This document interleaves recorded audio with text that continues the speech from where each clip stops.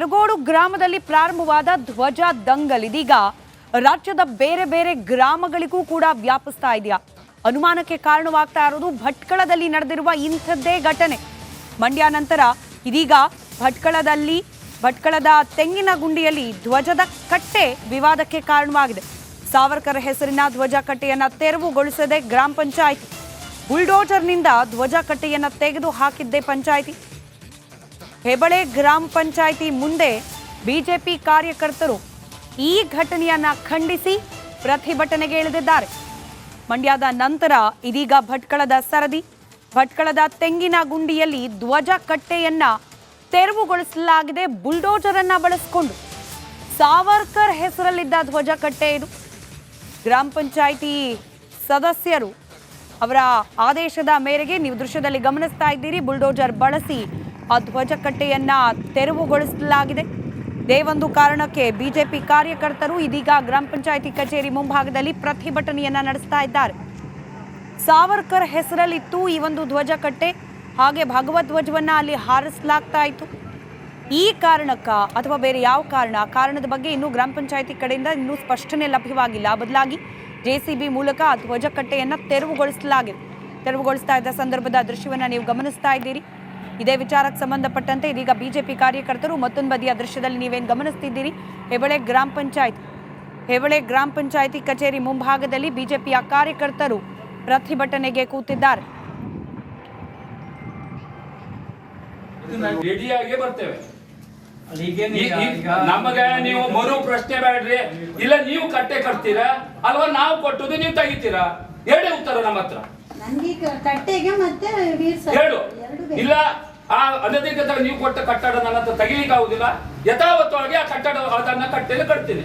ಹೇಳಿ ಆಪ್ಷನ್ ಇದೆ ನಿಮ್ಮ ಹತ್ರ. ಹೇಳಿ ಸ್ವೀಕಾರ ಮಾಡಿ ಯಾವ್ದಾದ್ರು. ಇಲ್ಲಾಂದ್ರೆ ನಾವು ಕರೆ ಕೊಡ್ಬೇಕಾಗ್ತದೆ. ಕುಮಾರ ಕೊಡು ಎಲ್ಲರಿಗೂ ಬರ್ಕೊಡು. ರೆಡಿಯಾಗಿ ಬರ್ತೇವೆ. ನಮಗೆ ನೀವು ಮರು ಪ್ರಶ್ನೆ ಬೇಡ್ರಿ. ಇಲ್ಲ ನೀವು ಕಟ್ಟೆ ಕಟ್ತೀರಾ ಅಲ್ವಾ ನಾವು ಕೊಟ್ಟುದು ನೀವು ತೆಗಿತೀರಾ?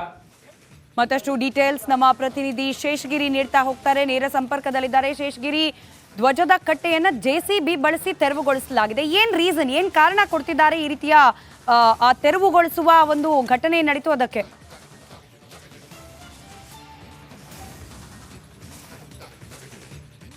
ಹೌದು ಸ್ಮಿತಾ, ಮಂಡ್ಯದ ಕೆರಗೋಡಿನಲ್ಲಿ ಹನುಮ ಧ್ವಜದ ವಿವಾದ ಭುಗಿಲೇಳುತ್ತಿರುವ ಸಂದರ್ಭದಲ್ಲಿ ಉತ್ತರ ಕನ್ನಡ ಜಿಲ್ಲೆಯ ಭಟ್ಕಳದ ತೆಂಗಿನೊಂಡಿ ಗ್ರಾಮದಲ್ಲಿ ವೀರ ಸಾವರ್ಕರ್ ವೃತ್ತದಲ್ಲಿ ಹಾಕಿದಂಥ ಧ್ವಜದ ಕಟ್ಟೆಯನ್ನು ಸಂಬಂಧಪಟ್ಟ ಗ್ರಾಮ ಪಂಚಾಯತ್ನವರು ತೆರವುಗೊಳಿಸಿದ್ದಾರೆ. ಇದು ಹಿಂದೂ ಸಂಘಟನೆಗಳು ಮತ್ತು ಬಿಜೆಪಿ ಕಾರ್ಯಕರ್ತರ ಒಂದು ಆಕ್ರೋಶಕ್ಕೆ ಕೂಡ ಕಾರಣವಾಗಿದೆ. ಯಾಕಂತೇಳಿದ್ರೆ ಕೆಲವು ವರ್ಷಗಳಿಂದ ಹೆಬ್ಳೆ ಗ್ರಾಮ ಪಂಚಾಯತ್ ಒಳಪಡುವ ತೆಂಗಿನೊಂಡಿ ಭಾಗದಲ್ಲಿ ವೀರ ಸಾವರ್ಕರ್ ಹೆಸರಿನ ಒಂದು ವೃತ್ತ ಕೂಡ ಇತ್ತು. ಅಂದರೆ ಬೀಚ್ಗೆ ಸಾಗುವ ಮಾರ್ಗದಲ್ಲಿ ವೀರ ಸಾವರ್ಕರ್ ಬೀಚ್ ಅಂತ ನಾಮಕರಣ ಕೂಡ ಮಾಡಲಾಗಿತ್ತು.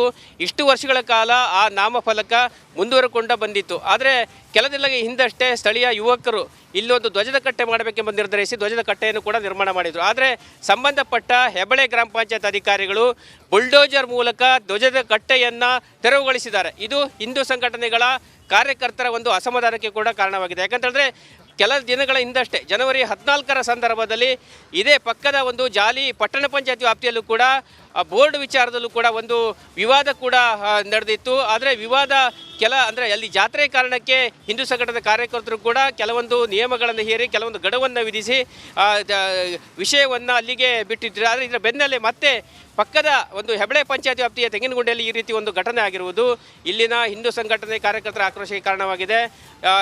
ರಾಜ್ಯಾದ್ಯಂತ ಕೂಡ ಅಂದರೆ ಮಂಡ್ಯದ ಕೆರಗೋಡದಲ್ಲಿ ಹನುಮಧ್ವಜದ ವಿವಾದ ಭುಗಿಲೆತ್ತಿರುವ ಸಂದರ್ಭದಲ್ಲಿ ಭಟ್ಕಳದಲ್ಲಿ ಈ ಒಂದು ಘಟನೆ ನಡೆದಿರುವುದು ಸಂಘಟನೆ ಕಾರ್ಯಕರ್ತರ ಆಕ್ರೋಶಕ್ಕೆ ಕಾರಣವಾಗಿದೆ.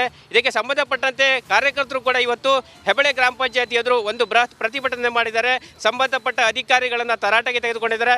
ಯಾವುದೇ ಕಾರಣದಿಂದ ಸ್ಥಳದಲ್ಲಿ ವೀರ ಸಾವರ್ಕರ್ ವೃತ್ತದಲ್ಲಿರುವಂಥ ಧ್ವಜದ ಕಟ್ಟೆಯನ್ನು ತೆರವು ಮಾಡಬಾರ್ದು, ಪುನಃ ಸ್ಥಾಪನೆಗೆ ಅವಕಾಶ ಮಾಡಿಕೊಡಬೇಕೆಂಬ ಒತ್ತಾಯವನ್ನು ಕೂಡ ಮಾಡಿದರೆ, ಇಲ್ಲದಿದ್ದ ಪಕ್ಷದಲ್ಲಿ ತಾವೇ ಪುನಃ ಧ್ವಜದ ಕಟ್ಟೆಯನ್ನು ನಿರ್ಮಾಣ ಮಾಡುವುದಾಗಿ ಕೂಡ ಎಚ್ಚರಿಕೆಯನ್ನು ಕೂಡ ನೀಡಿರುವಂಥದ್ದು. ಸ್ಮಿತಾ, ರೈಟ್, ಧನ್ಯವಾದ ಶೇಷಗಿರಿ ಮಾಹಿತಿಗಾಗಿ.